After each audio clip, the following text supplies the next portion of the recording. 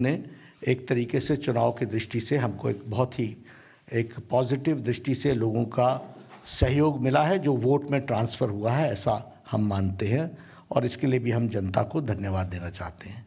दूसरा विषय रहा चारों पांच राज्यों में वो विकास का रहा, और विकास में एजुकेशनल इंस्टीट्यूशंस, कनेक्टिविटी,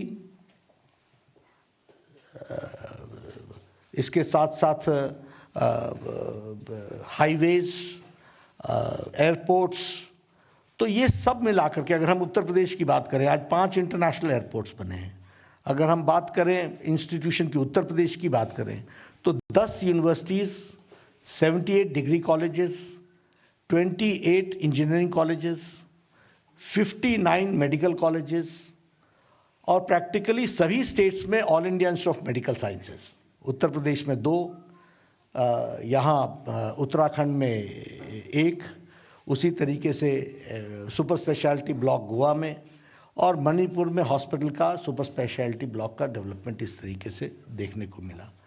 और अगर हम गोवा की बात करें तो संपूर्ण आत्मनिर्भर गोवा, संपूर्ण विकास के दृष्टि से इसका एक बहुत बड़ा महत्व रहा। 10 साल के अंदर जो वहाँ विकास हुआ, आज गोवा की तस्वीर बदली हुई है। कनेक्टिविटी की दृष्टि से देखें, over bridges, under bridges, flyovers, एक उसका एक बहुत बड़ा महत्व है। और स्वयं संपूर्ण गोवा जो विषय था, वो विषय भी बहुत अधिक रूप में वहाँ पर कारगर हुआ है।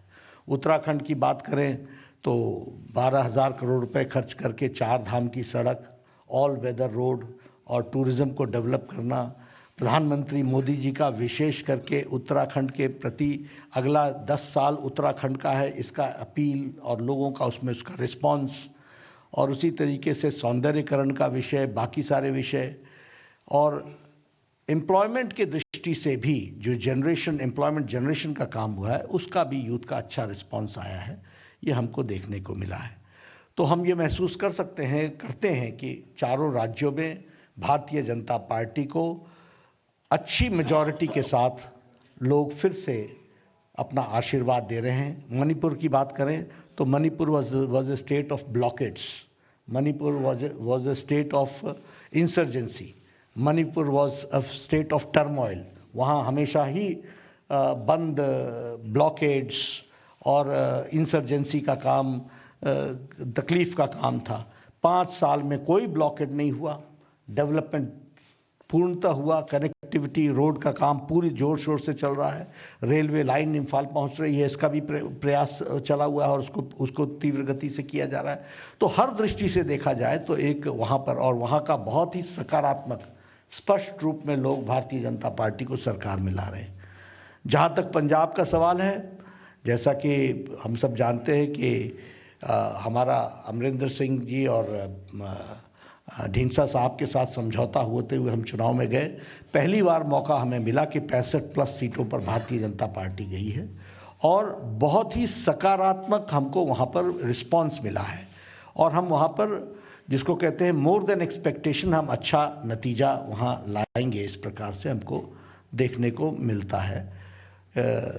ये कुल मिलाकर के चीज़ें देखने में आई। पंजाब का जहाँ तक बात करें तो चाहे वो करतारपुर कॉरिडोर हो, मोदी जी के द्वारा उसको जो 1947 से नहीं किया गया था, उसी तरीके से अगर हम बात करें तो ये जीएसटी लंगर को फ्री करना गुरुद्वारे में, उसी तरीके से अगर हम बात करें तो FCRA का रजिस्ट्रेशन देना हरमंदिर साहब को, उसी तरीके से जो ब्लैक लिस्ट किए गए लोग थे 314 लोग, उनको डिलिस्ट करना।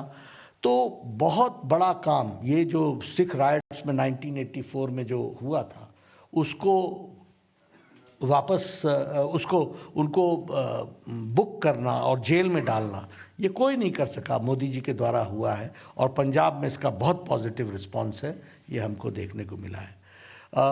जब से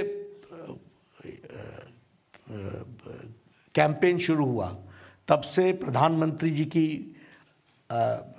सभी राज्यों में बड़ी संख्या में रैली होना, माननीय रक्षा मंत्री जी की रैली होना, माननीय गृह मंत्री जी की रैली होना, माननीय नितिन गडकरी जी की रैली होना, और पहले क्लोज डोर हुई, बाद में ओपन जनसभाएं हुई, और मैं आपको उसके आंकड़े आपको मिल जाएंगे कि किस किस ने कितनी रैलीज की हैं, लेकिन एक बड़ी संख्या में रैलीज हुई। मैंने खुद काफ़ी रैलीज को एड्रेस किया, और इसके साथ साथ सभी चारों स्टेट के चीफ मिनिस्टर्स और अन्य स्टेट के भी चीफ मिनिस्टर्स ने रैली की, तो स्टेट लेवल पर भी उसको काफ़ी अच्छे ढंग से ऑर्गेनाइज तरीके से किया गया, और हमारे स्टेट लीडर्स ने भी प्रैक्टिकली सभी विधानसभाओं को टच किया है। और एक कैंपेन जो था हमारा, वो बड़ा वेल ऑर्गेनाइज्ड कैंपेन था, ताकि कोई भी विधानसभा छूट ना जाए, और जो मुद्दे थे उस मुद्दे से जुड़ते हुए लोग वहां पर अपना कैंपेन को चलाएं, इस बात को देखा गया। तो बहुत ही, जिसको कहते हैं कि स्मूथ कैंपेनिंग और एग्जॉस्टिव कैंपेनिंग, और जिसको कहते हैं कि हर विषय को टच करता हुआ कैंपेन को कैसे रिस्पॉन्सिव कैंपेन बनाया जा सकता है, तो इस तरीके का एक कैंपेन चला है।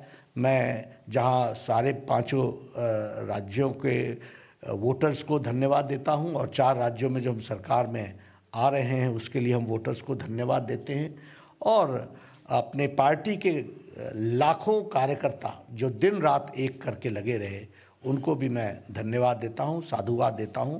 सब ने बहुत ही कर्मठता के साथ अपना काम किया है, और इस तरीके का कैंपेन रहा है। मैं आदरणीय गृह मंत्री जी से निवेदन करूंगा कि आप विशेष रूप से कैंपेन और कैंपेन के साथ साथ मुद्दों के बारे में और गहराई से प्रकाश डालें, ताकि फिर उसके बाद पत्रकार बंधु प्रश्न पूछ सकते हैं। आदरणीय गृह मंत्री जी। धन्यवाद नड्डा जी। मित्रों, आज 5 राज्यों का कैंपेन, उत्तर प्रदेश में कैंपेन समाप्त होने के साथ समाप्त हो रहा है। 5 राज्यों के चुनाव में भारतीय जनता पार्टी ने एक वैज्ञानिक तरीके से वेल ऑर्गेनाइज कैंपेन कर जनसंपर्क का ये लोकतंत्र के महोत्सव में बहुत अच्छा और सफल प्रयास किया है। जैसे कि हमारी परंपरा है भारतीय जनता पार्टी की, जनसंघ के समय में चुनाव हमारे लिए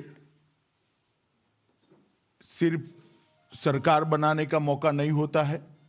हमारी आइडियोलॉजी, हमारे विचारधारा के प्रमुख मुद्दे,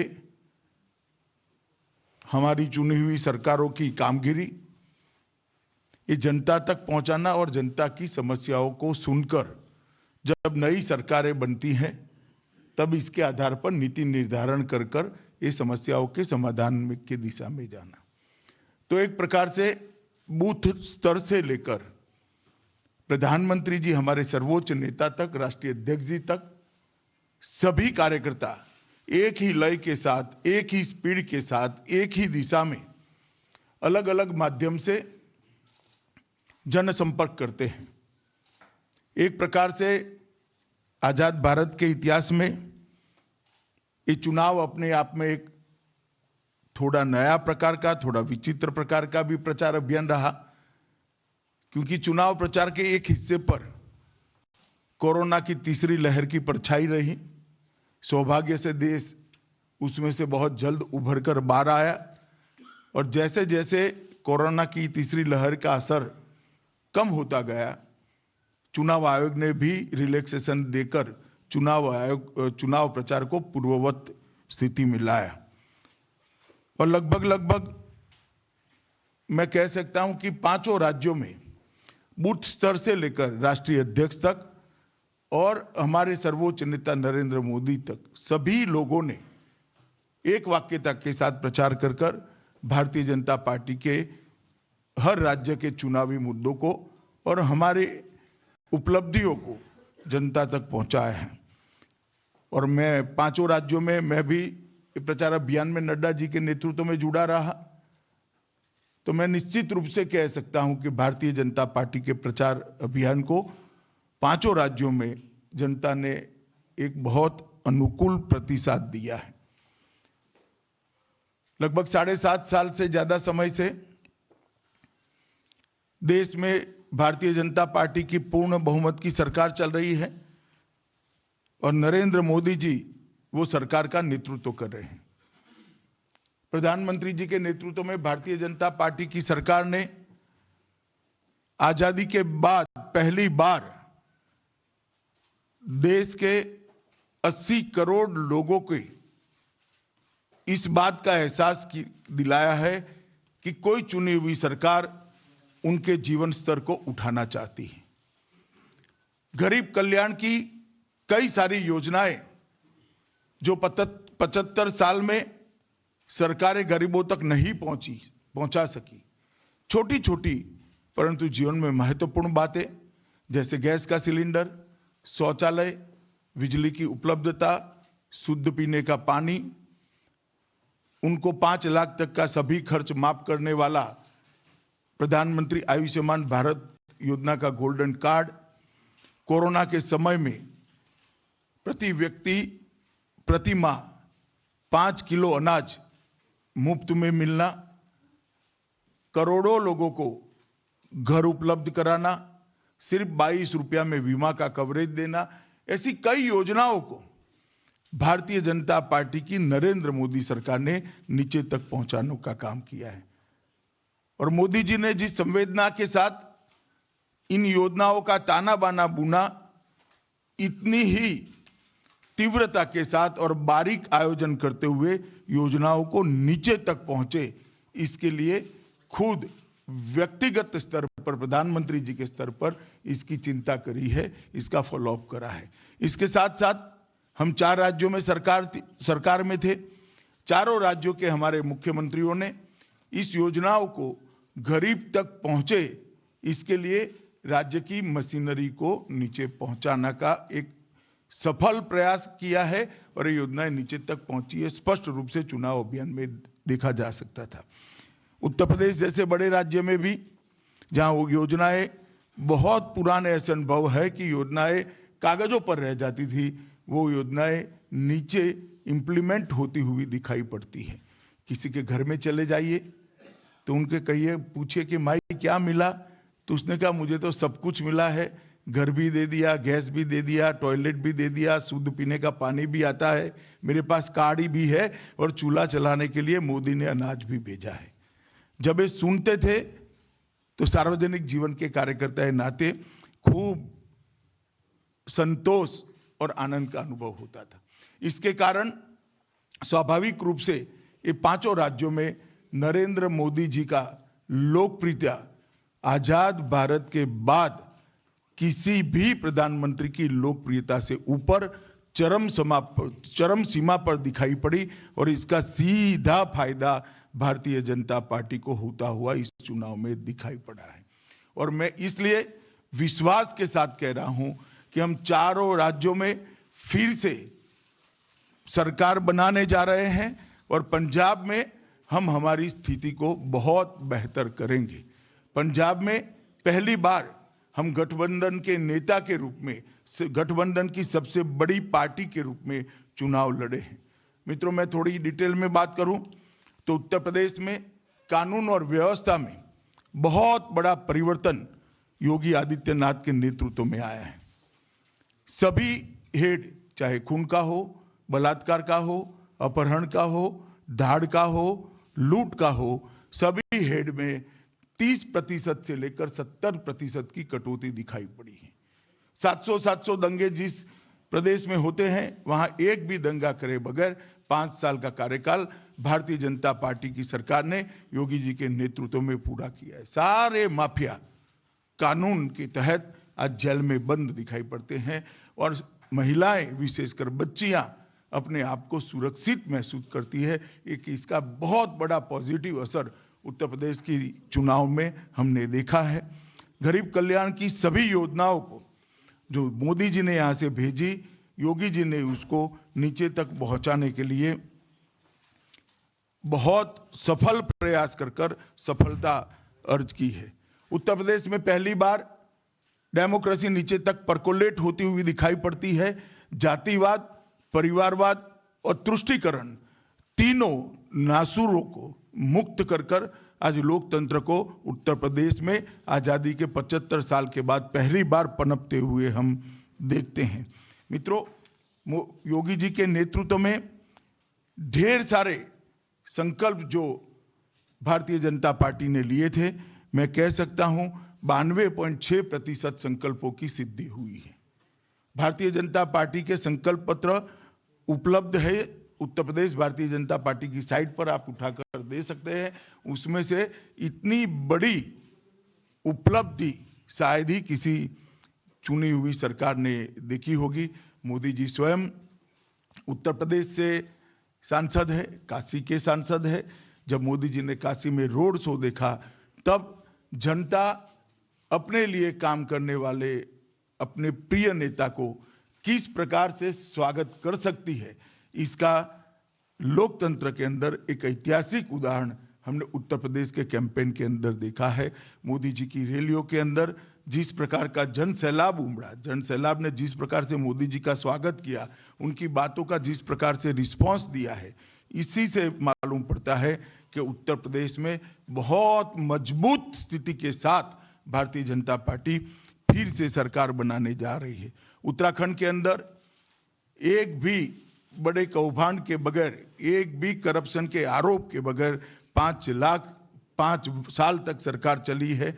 वन रैंक वन पेंशन की उपलब्धि उत्तराखंड के घर घर तक आज उनको लगता है कि 40 साल के बाद नरेंद्र मोदी जी ने हमारी मांग को पूरा किया है। वन रैंक वन पेंशन से रिटायर्ड सैनिकों के सम्मान को उन्होंने सुरक्षित करने का काम किया है। कांग्रेस के तुष्टीकरण के खिलाफ भी वहां पर एक प्रकार से बहुत बड़ा गुस्से का माहौल दिखा है। इंफ्रास्ट्रक्चर, जिस प्रकार से इंफ्रास्ट्रक्चर के प्रोजेक्ट उत्तराखंड में लिए गए, वहां एक भरोसा बना है कि दुनिया भर के रिलीजियस टूरिस्टों को उत्तराखंड बहुत अच्छे तरीके से आकर्षित करेगा। चाहे केदारधाम का पुनर्निर्माण हो, चाहे बद्रीधाम के विकास की बात हो, चाहे और ऑल वेदर रोड 4 धाम तक पहुंचाने की बात हो, इस सभी कामों को वहां की जनता ने बहुत अच्छे तरीके से किया है। मणिपुर एक ऐसा दूसरा राज्य बनेगा जहां पर मुझे पूरा भरोसा है भारतीय जनता पार्टी अपने बूते पर असम के बाद फिर से मणिपुर में सरकार बनाएगी और हम हमारी अपनी बहुमत के साथ मणिपुर में करेंगे। मणिपुर ने 15 साल कांग्रेस के कुशासन को देखा है। वहां पर ब्लॉकेड, बंद, हिंसा, नशा, ये सारी चीजों से मणिपुर मुक्त होकर आज ऑर्गेनिक खेती की ओर आगे बढ़ा है। महिलाओं के बाजार वहां एस्टैब्लिश हुए हैं, मेडिकल के बड़े बड़े अस्पताल वहां पर एस्टैब्लिश हुए हैं। पहाड़ और घाटी के बीच में जो तनाव था, झगड़ा था, उसको पूर्णतया समाप्त करने में मोदी जी के नेतृत्व में भारतीय जनता पार्टी और हमारे वहां के मुख्यमंत्री ने भी बहुत बड़ा इसमें रोल निभाया है। विरासत और संस्कृति को भी हमने मजबूत करने का काम किया है।